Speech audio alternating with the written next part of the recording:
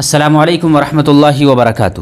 ناظرین، امید ہے کہ آپ حضرات خیریت سے ہوں گے۔ دارالعلوم دیوبند کو انتظامیہ کا نوٹس، ادارے سے کمپاؤنڈ عمارتوں کے تخمینہ سمیت تفصیلی نقشے طلب۔ دیوبند انتظامیہ نے عالمی شہرت یافتہ دینی درسگاہ دارالعلوم دیوبند کو نوٹس جاری کرتے ہوئے کہا ہے کہ وہ ادارے کے کمپاؤنڈ عمارتوں کے تخمینے کے ساتھ مکمل نقشے فراہم کرے۔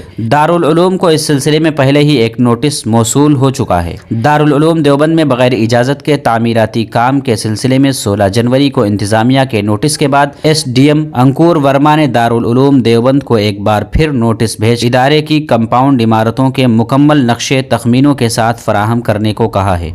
واضح رہے کہ بجرنگ دل کے ریاستی کنوینر وکاس تیاگی نے 2019 میں اس مسئلے کو اٹھاتے ہوئے الزام لگایا تھا کہ انتظامیہ کی طرف سے بار بار نوٹس جاری کیے جانے کے باوجود دارالعلوم کے ذمہ داران تخمینے کے ساتھ تفصیلی نقشہ پیش نہیں کر رہے ہیں، اس لیے انتظامیہ ادارے کے اندر غیر قانونی تعمیرات کو گرانے کے لیے کارروائی کرے۔